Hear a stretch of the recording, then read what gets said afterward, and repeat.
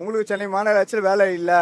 இப்போ இது வரைக்கும் நாங்கள் செஞ்சிருந்த பணி வந்து தினக்கூலியா சென்னை மாநகராட்சிக்குள்ள நாங்கள் வேலை செஞ்சுன்னு வந்தோம்.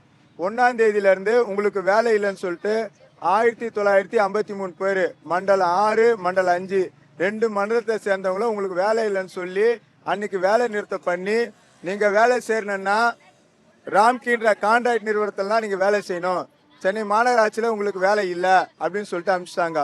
சென்னை மாநகராட்சிக்கும் அந்த ராம்கி நிறுவனத்துக்கும் என்ன வித்தியாசம்னா, எங்களுக்கு இன்னைக்கு ஒரு நாள் கூலி 753 ரூபாய், 31 நாள் நாங்கள் வேலை செஞ்சோன்னு சொன்னால் 23,000 ரூபாய் எங்களோட கைக்கு கிடைக்கும். ஆனால் ராம்கி நிறுவனத்தில் போனால் 17,000 சம்பளம். அவங்க சொல்கிற அந்த ஸ்பெஷாலிட்டி இஎஃப்ஜிஎஃப் எல்லாமே பிடிச்சிட்டு போனாலும் அதுக்கு குறைவானதாக வரும். இதனால எங்களோட வாழ்வாதாரம் பாதிக்கும், எங்களோட குடும்ப சூழ்நிலை பாதிக்கும். நாங்கள் இந்த வேலையை நம்பி தான் இருக்கோம். சென்னை மாநகராட்சியில் தற்காலிக பணியாளராக இது வரைக்கும் இருக்கோம். என்னென்னா, நம்ம முதல்வர் ஐயா 19/1/2021 அன்னைக்கு ஆணையருக்கு கடிதம் எழுதும் போது இவங்களை தாமதப்படுத்தாமல் இவங்களை பணி நிரந்தரம் பண்ணணும்னு கொடுத்துருக்காரு. தேர்தல் வாக்குறுதியிலையும் 285 அந்த வாக்குறுதி பிரகாரம் ஆட்சிக்கு வந்தால் பணி நிரந்தரம் பண்ணணும்னு அவரும் வாக்குறுதி கொடுத்துருக்கிறாரு.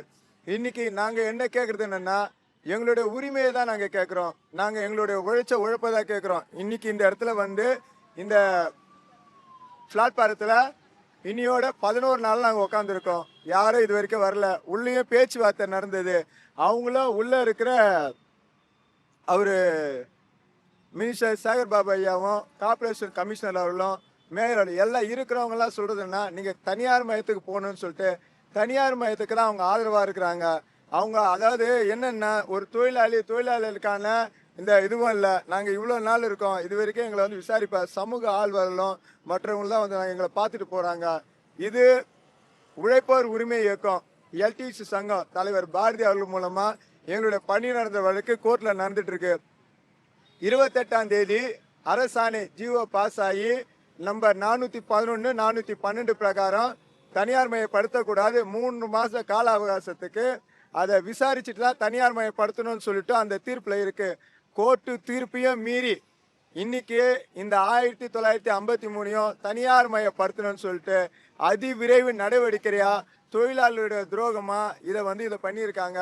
இதை வந்து தமிழ்நாடு அரசு தலையிட்டு இதுக்கான இந்த தொழிலாளர்களுக்கான ஒரு நல்ல முடிவை சொல்லணும். நாங்கள் கேட்குறது ஒற்றை கோரிக்கை தான். நாங்கள் என்இஎம்எல்ஆ வேலை செஞ்சோம், சென்னை மாநகராட்சியில் தற்காலிக பணியாளர் வேலை செஞ்சோம்.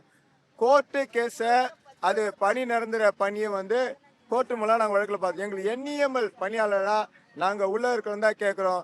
முதல்வர் அவருடைய தேதியை கடிதப்படி அவருடைய தேர்தல் வாக்குப்படி பணி நிரந்தரம் பண்ணணுன்றது எங்களுடைய கோரிக்கை. முதல்வர் சர்வீஸ் ஆயிப்பாருன்னு நாங்கள் நம்புகிறோம்.